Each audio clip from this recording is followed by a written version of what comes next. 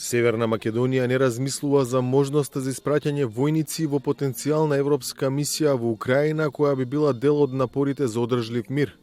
Формулацијата која користат високи извори во Министерството за надворешни работи е дека земјава не е подготвена за опција за нејзино воено присуство во Украина.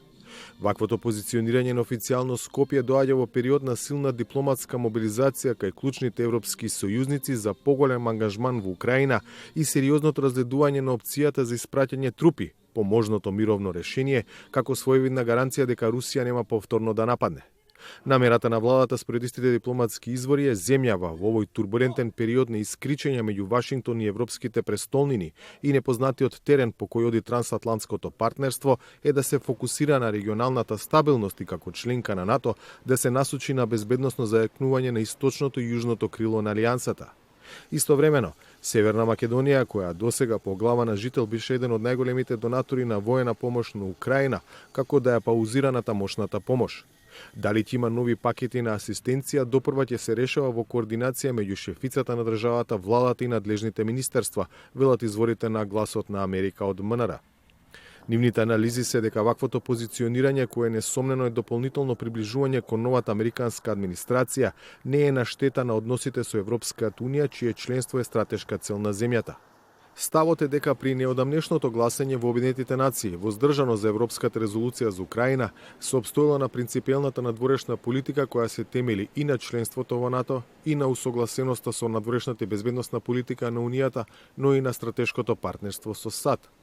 Убедени сме дека ја донесовме вистинската одлука, но и дека сме целосно согласени со европската надворешна и безбедносна политика, велат од МНР, тврдејќи дека курсот на владата не е спротивен на европските политики. Тоа нешто подоцна го кажа и премиерот, но и потенцираше дека Македонија се позиционира со Соединетите Американски држави. Наша стратешка цел е полноправно членство во Европската унија. Но исто така, наш стратешки партнер се Соединетите Американски држави. И тука не треба никој да има дилема.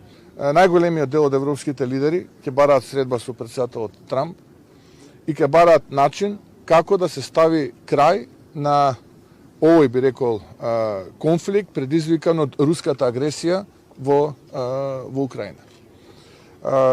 И јас сум убеден дека ние како држава треба да се позиционираме заедно со нашиот стратешки партнер. Убедени сме во владата дека тоа е правецот во кој што ние како држава треба да се движиме.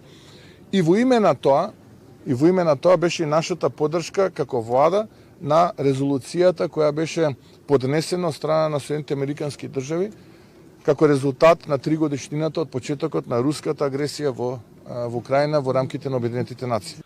Проценките на официјално Скопје се дека честите посети на Вашингтон и блиските релации со администрацијата на Доналд Трамп не само што ќе значат продолжување на поддршката на САД за евроинтеграциите, туку и дека ќе донесат поконкретна асистенција во ЕУ процесот кој е блокиран зашто уставните измени за внесување на бугарите, услов усогласен во 2022-та, не се завршени. Изворите на Гласот на Америка не сакаат да коментираат дали нешто конкретно било договорено за време на посетите на Вашингтон.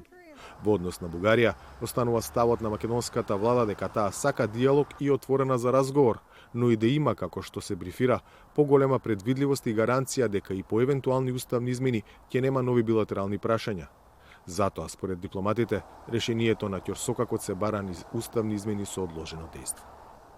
За Гласот на Америка, од Скопје, Владимир Мирчевски.